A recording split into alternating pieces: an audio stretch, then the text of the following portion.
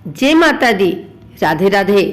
आइए सुनते हैं नवरात्रि के 9वें दिन माँ दुर्गा की 9वीं शक्ति माँ सिद्धिदात्री की पावन कथा।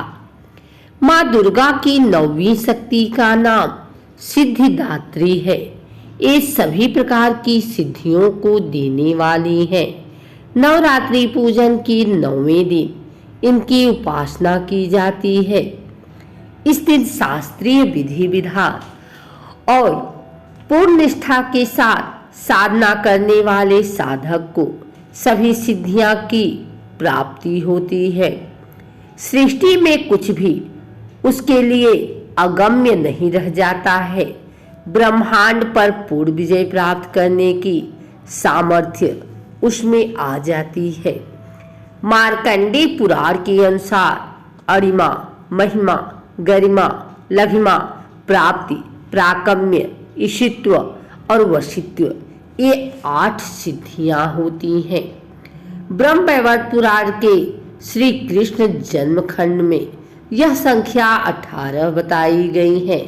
इसके नाम इस प्रकार हैं: अणिमा, लघिमा, प्राप्ति, प्राकम्य, महिमा, ईशित्व, वशित्व, सर्वकाम वशायिता, सर्वज्ञत्व, दूरश्रवण, पर काय प्रवेशन, वाक् सिद्धि, कल्प वृक्षत्व, सृष्टि, संहार करण सामर्थ्य, अमरत्व, सर्वन्यायकत्व, भावना, सिद्धि। माँ सिद्धिदात्री भक्तों और साधकों को ये सभी सिद्धियां प्रदान करने में समर्थ है। देवी पुराण के अनुसार भगवान शिव ने इनकी कृपा से ही इन सिद्धियों को प्राप्त किया था। इनकी अनुकंपा से ही भगवान शिव का आधा शरीर देवी का हुआ था। इसी कारण वे लोक में अर्धनारीश्वर नाम से प्रसिद्ध हुए।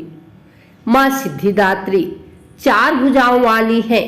इनका वाहन सिंह है। एक कमल पुष्प पर भी आसीन होती हैं। इनकी दाहिनी तरफ के नीचे वाले हाथ में कमल पुष्प है। प्रत्येक मनुष्य का यह कर्तव्य है कि वह माँ सिद्धिदात्री की कृपा प्राप्त करने का निरंतर प्रयत्न करे, उनकी आराधना की ओर अग्रसर हो। इनकी कृपा से अनंत दुख रूप संसार में निर्लिप्त रहकर सारे सुखों का भोग करता हुआ वह मुझको प्राप्त कर सकता है। 9 दुर्गाओं में माँ सिद्धिदात्री अंतिम है। अन्य 8 दुर्गाओं की पूजा उपासना शास्त्रीय विधि विधान के अनुसार करते हुए भक्त दुर्गा पूजा के 9वें दिन इनकी उपासना में प्रवृत्त होते हैं। इन सिद्धिदात्री माँ की उपासना पूर्ण कर लेने के बाद भक्तों और साधकों की लौकिक, पारलौकिक सभी प्रकार की कामनाओं की पूर्ति हो जाती है। सिद्धिदात्री माँ की कृपा पात्र भक्त के भीतर कोई ऐसी कामना शेष बचती ही नहीं है जिसे वह पूर्ण करना चाहे। वह सभी सांसारिक इच्छाओं, आवश्यकताओं और स्पृहाओं से ऊपर उठकर मानसिक रूप से माँ भगवती के दिव्य लोकों में विचरण करता हुआ उनकी कृपा रस पीयूष का निरंतर पान करता हुआ विषय भोग शून्य हो जाता है। माँ भगवती का परम सानिध्य ही उसका सर्वस्व हो जाता है। इस परम पद को पाने के बाद उसे अन्य किसी भी वस्तु की आवश्यकता नहीं रह जाती।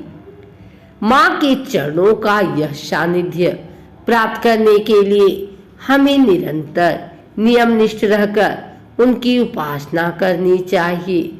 माँ भगवती का स्मरण, ध्यान, पूजन हमें इस संसार की असारता का बोध कराते हुए वास्तविक परम शांतिदायक अमृत पद की ओर ले जाने वाला है।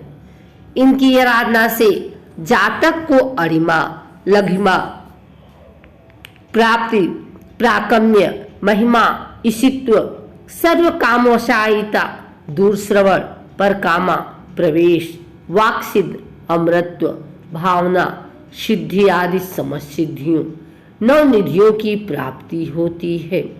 आज के युग में इतना कठिन तप तो कोई नहीं कर सकता, लेकिन अपनी शक्ति अनुसार जब तप पूजा अर्चना कर कुछ तो माँ की कृपा का पात्र बनता ही है। प्रत्येक सर्वसाधारण के लिए आराधना योग्य यह श्लोक सरल है और स्पष्ट है। माँ जगदम्बे की भक्ति पाने के लिए इसे कंठस्थ कर नवरात्रि में नवमी के दिन इसका जाप करना चाहिए। या देवी सर्वभूतेषु माँ सिद्धिदात्री रूपेण संस्थिता नमस्तस्यै नमस्तस्यै नमस्तस्यै नमो नमः।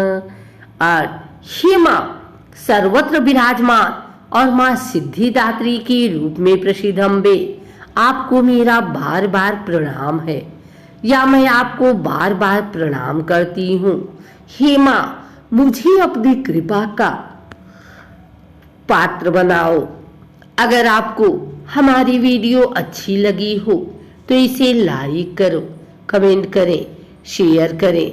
हमारे चैनल को सब्सक्राइब करके बेल नोटिफिकेशन ऑल पर सेट कर लें, ताकि आगे आने वाली वीडियो सबसे पहले आप तक पहुंच सके। धन्यवाद।